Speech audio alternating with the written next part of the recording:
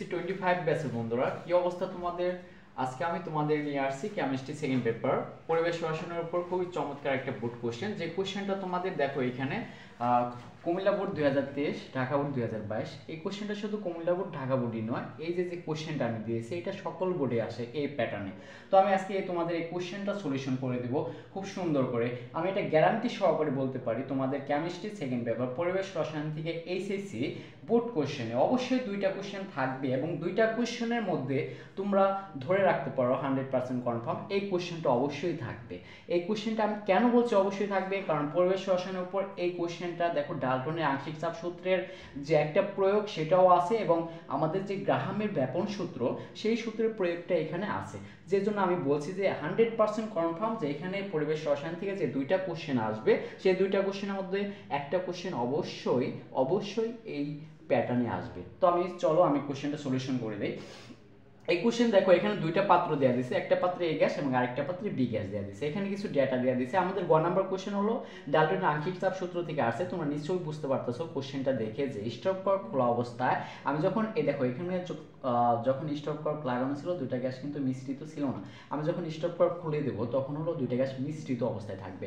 Stop cork খোলা অবস্থায় যে কথা, দুইটা গ্যাসকে মিশ্রিত অবস্থায় একই কথা, অর্থাৎ স্টপ কর্ক খোলা অবস্থায় এ ও বি গ্যাসের মিশ্রণের মোট চাপ নির্ণয় করব। তো আমরা সবাই জানি যে ডাল্টনের আংশিক চাপ সূত্র অনুযায়ী গ্যাস মিশ্রণের মোট চাপ নির্ণয় করার সূত্র হচ্ছে P ইকুয়ালস টু, আমরা সবাই এটা জানি যে P equals to P1 V1 plus P2 V2।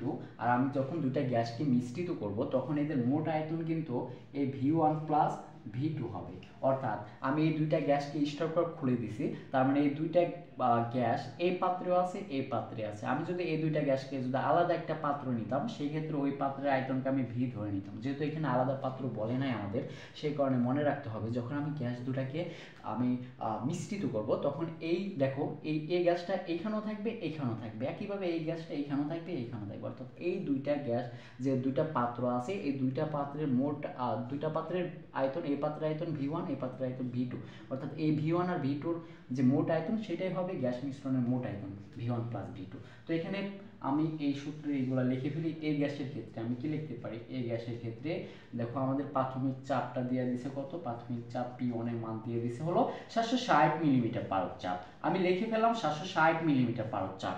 এখানে আয়তনটা কত দিয়ে দিছে আমাদের? আদি আয়তনটা দিয়ে দিছে 500 মিলি। আমি লিখে ফেললাম 500 মিলি। আর কি লাগে? আর কিছুই লাগে না আমাদের।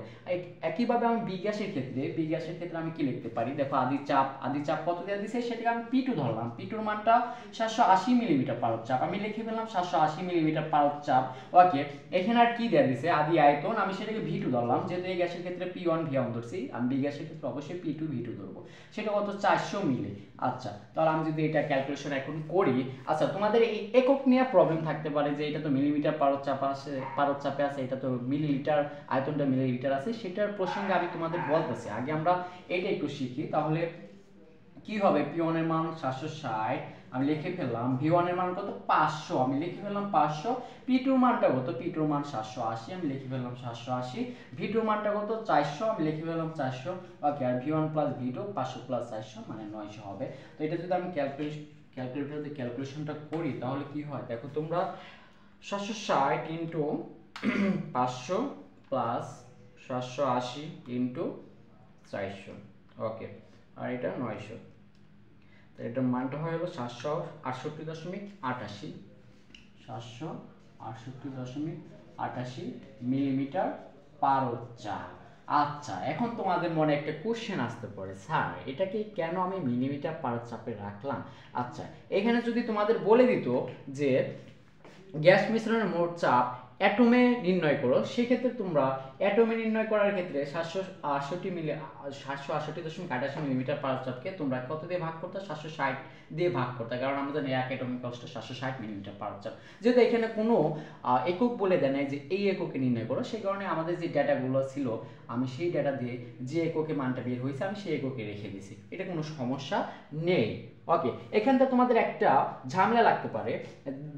যদি এখানে একটা জিনিস মনে রাখবা, দেখো এখানে দুইটা যে আমি গ্যাস নিছি, এ গ্যাস এবং বি গ্যাস, আমি এগুলার এককটা কি P1 প্রেসারকে আমি মিলিমিটার পার চাপে রাখছি। হ্যাঁ, আমি কেন মিলিমিটার পার চাপে রাখতে পারছি, কারণ দেখো এ গ্যাস এবং বি গ্যাস যে দুইটা গ্যাস ছিল এর চাপও মিলিমিটার পার চাপে এবং এর চাপও মিলিমিটার পার চাপে, অর্থাৎ ওদের একক যদি এদের যে প্রেসারটা একই এককে দেওয়া দিছে, এই কারণে আমি এটা আর চেঞ্জ করি না। সাপোজ ধরো এখানে ছিল 760 মিলিমিটার পার চাপ আর এখানে ধরো 2 অ্যাটম, তো সেক্ষেত্রে দুইটার একটাকে আমার এক্সচেঞ্জ করে যে কোনো একটা এককে আনতে হইতো, যেহেতু দুইটা সেম এককে দেওয়া দিছে এই কারণে আমি প্রেসারকে আর কোনো এককে কনভার্ট করিনি। এটা কিন্তু ইম্পর্টেন্ট একটা বিষয়, এটা মাথায় রাখতে হবে। আরেকটা কি দেখো, এখানে এই গ্যাসের আয়তন V1 দিয়েছে 500 মিলি, এখানেও তোমার আয়তনটা 500 মানে মিলিতে রাখছে, মিলিলিটার এককে, যে কারণে আমি আয়তনটাও এক্সচেঞ্জ বা কোনো এককে কনভার্ট করা লাগেনি। ওকে, তাহলে আমাদের গ নাম্বার কোশ্চেনটা একদম সিম্পল হয়ে গেছে আমাদের অ্যানসার। এখন আমি ঘ নাম্বার কোশ্চেনটা করব। ঘ নাম্বার কোশ্চেন দেখো, গ্রাহামের ব্যাপন সূত্র থেকে দেওয়া দিয়েছে যে এ ও বি গ্যাসদ্বয়ের মধ্যে কোন গ্যাসের ব্যাপনের হার বেশি। তো আমরা এটা অবশ্যই জানি ব্যাপনের হার কোন গ্যাসের বেশি হবে। দাঁড়াও আমি এই কোশ্চেনটা, আমরা জানি না আসলে, আমরা সলিউশন করে দেখব যে কোন গ্যাসের ব্যাপনের হারটা বেশি হবে। ওকে, তো আমি তোমাদের দেখাচ্ছি ঘ নাম্বার কোশ্চেন। তো এটা নির্ণয় করার আগে তোমরা দুইটা জিনিস মাথায় রাখবা। একটা হলো যে এই ব্যাপনের হার নির্ণয় করতে গেলে এদের আণবিক ভরটা আমার লাগে, কারণ ব্যাপনের হার হলো তোমার গ্যাসের আণবিক ভরের বর্গমূলের ব্যস্তানুপাতিক। তার মানে ব্যাপনের হার নির্ণয় করতে গেলে অবশ্যই যে গ্যাস দ্বয়ের মধ্যে আমি ব্যাপনের হারটা নির্ণয় করতেছি অবশ্যই এদের আণবিক ভরটা লাগবে। দেখো তো এই গ্যাসের আণবিক ভরটা দেওয়া আছে কিনা, না দেওয়া নেই। বি গ্যাসের আণবিক ভরটা দেওয়া আছে কিনা, না দিয়ে নেই। তার মানে এখান থেকে অবশ্যই আমার আণবিক ভরটা নির্ণয় করে নিতে হবে। তাহলে আমি এ গ্যাসের ধরলাম, এ গ্যাসের আণবিক ভর এটাকে আমি ধরলাম M1। তো M1টা আমি কিভাবে নির্ণয় করব? অবশ্যই আমি নির্ণয় করতে পারবো, কারণ আমরা আদর্শ গ্যাসের ইকুয়েশন শিখছিলাম PV = nRT। তো এই সমীকরণের সাহায্যে আমি চাইলে n কে ভাঙলে আমি পাওয়া যায় W/m RT। তাহলে সুতরাং m = আমি পাই, হ্যাঁ কি পাই, m = পাই হলো WRT/PV। তো এই সূত্রের সাহায্যে আমি চাইলে এই গ্যাসের অজানা গ্যাস একটা এই গ্যাসের আণবিক ভরটা আমি নির্ণয় করতে পারবো। তো কিভাবে নির্ণয় করবো? দেখো এখানে ডাব্লুটা হলো গ্রামে প্রকাশিত ভর, এখানে গ্রামে প্রকাশিত ভরটা কিন্তু আমাদের দিয়ে দিছে এই গ্যাসের ক্ষেত্রে। তো এখানে W1 ধরলাম, কারণ আমার বি গ্যাসের ক্ষেত্রে বের করতে হবে। তাহলে এটা কত দিয়েছে? 0.450 গ্রাম। আর কি দিয়েছে? আর কি অবশ্যই আমাদের লিটার অ্যাটম স্কয়ার এককে নিব আমরা। তাহলে 0.082 litre atom per kelvin per mole. Okay, আর কি লাগবে আমাদের? তাপমাত্রাকে কেলভিন স্কেলে নিতে হবে 27 ডিগ্রি সেলসিয়াস, তার মানে 300 কেলভিন, 273 যোগ করে ফেলবো। পি, তো P1 এর মানটা দেওয়া দিচ্ছে এখানে 760 মিলিমিটার পার চাপ। এখানে মনে রাখবে একটা বিষয়, যেহেতু আমি আর কি অর্থাৎ মোলার গ্যাস দ্রবক আর কে লিটার অ্যাটম স্কয়ার এককে নিয়েছি, অর্থাৎ তার মানে এখানে অবশ্যই চাপকে আমার নিতে হবে অ্যাটমে। চাপকে কিসে নিতে হবে? অ্যাটমে। তাহলে 760 মিলিমিটার পার চাপ কষ্ট কত অ্যাটম? অবশ্যই 1 অ্যাটম হবে। আমরা জানি চাপের যে স্কেলগুলো আছে, আমরা জানি 1 অ্যাটম কষ্ট 760 মিলিমিটার পার চাপ। এই কারণে এখানে যে 760 মিলিমিটার পার চাপ আছে তাকে আমরা চাইলে 1 অ্যাটম লিখতে পারি। আর কি লাগে আমাদের? আয়তনটা আমাদের দেওয়া দিচ্ছে কত? 500 মিলি। তাই অবশ্যই আয়তনকে কি নিতে হবে? লিটারে, কারণ আমি আগের মানটা লিটার অ্যাটম স্কয়ার এককে নিয়েছি। তাহলে 500 মিলি মানে হলো 0.5 লিটার, 1000 দিয়ে ভাগ করলে। তাহলে এটা যদি আমি ক্যালকুলেশন করি তাহলে কি হবে? এটাকে যদি আমি M1 ধরি, ওকে, এটার ক্ষেত্রে আমি এটাকে M1 ধরছি, তাহলে M1 = আমি লিখে দিব। তার W এর মানটা কত? W1 এর মান হলো 0.450, আর এর মান 0.082, টির মান 300। ওকে, P1 এর মান কত? P1 এর মান হলো আমাদের W1 ধরবো। ওকে, P1 এর মানটা হলো আমাদের 1, V1 এর মান হলো 0.5। তাহলে এটা যদি আমি ক্যালকুলেশন করি কত হবে দেখো তো? 0.450। ওকে, তোমরা যখন ক্লাসটা করবে অবশ্যই তোমরা আমার সাথে সাথে ম্যাথটা সলিউশন করবা। 0.082 ইন্টু 300 1 ইন্টু 0.5, তো আমাদের মানটা বের হয়েছিল দেখো তোমরা 22.14। মানটা কত বের হয়েছে? 22.14। ওকে, একইভাবে আমি এই সেম প্রসেসে বি গ্যাসের আণবিক ভরটা নির্ণয় করব, কারণ ব্যাপনের হার যদি আমি বের করতে চাই অবশ্যই আমাদের আণবিক ভর লাগবে। তো বি গ্যাসের ক্ষেত্রে যদি আমি আণবিক ভর বের করি তাহলে শুধু এখানে W1 এর জায়গায় আমি এটাকে ধরে নিব W2। তো এখানে গ্রামে প্রকাশিত ভর দেওয়া দিয়েছে 0.350, তো আমি এখানে লিখে বললাম 0.350। ওকে, আর এর মানটা সেম থাকবে, টির মান 27 ডিগ্রি সেলসিয়াস সেম। এখানে P1 এর জায়গায় জাস্ট P2 ধরবো। এখানে P2 এর মান কত হবে দেখো? আমরা জানি যে এক অ্যাটমিক হচ্ছে 760 মিলিমিটার পার চাপ, কিন্তু এখানে 780 মিলিমিটার পার চাপ আছে, অর্থাৎ অবশ্যই 780কে আমরা 760 দিয়ে ভাগ করে অ্যাটমে নিতে হবে। তাহলে 780কে যদি আমি 760 দিয়ে ভাগ করি কত হয় দেখো, 780 ভাগ 760, তাহলে আমাদের অ্যান্সারটা আসে হলো তোমার 1.026 অ্যাটম। 1.026 অ্যাটম আমি লিখে ফেললাম, 1.026 অ্যাটম। আর এখানে কি V1 এর মানটা, এখানে V1 এর জায়গায় আমি V2 ধরবো, যেহেতু বি গ্যাস, V2 এর মানটা কত হবে 400 মিলি, তার মানে এখানে যদি আমি লিটার নিই 0.4 লিটার। তাহলে আমি ক্যালকুলেশনটা করে ফেলি, ক্যালকুলেশনটা আমাদের কি হবে, ক্যালকুলেশনটা আমাদের হবে হলো,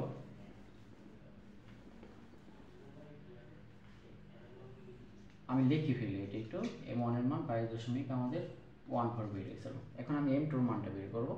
M2 এর মান, এখানে W1 এর জায়গায় আমি কি লিখবো, অবশ্যই W2 লিখবো, RT, আর এখানে P1 এর জায়গায় আমি লিখবো P2, V1 এর জায়গায় আমি লিখবো V2। তো W2 এর মানটা কত দেখো তো 0.350, আমি লিখে ফেললাম 0.350, আর এখানে আর এর মান 0.082, আমি লিখে ফেললাম 0.082, টির মান 300, আমি লিখে ফেললাম 300, P2 এর মান হলো 1.026, আমি লিখে ফেললাম 1.026, আর V2 এর মান কত 0.4, আমি লিখে ফেললাম 0.4। এখন যদি এটাকে আমি ক্যালকুলেশন করি তাহলে আমাদের অ্যান্সারটা কত হয় একটু দেখি, 0.350 ইন্টু কত 0.082 ইন্টু 300, আমি লিখে ফেললাম 300, 1.026 ইন্টু কত আছে 0.4, আমাদের অ্যান্সারটা বের হয় হলো 20.97। আচ্ছা, এখন আমি এ গ্যাসের আণবিক ভরটা পাইছিলাম হলো 22.14, আর বি গ্যাসের আণবিক ভরটা পাইছি 20.97। যেহেতু আণবিক ভর পেয়ে গেছি তাহলে আমার আর ক্যালকুলেশনটা করতে কোনো সমস্যা নেই।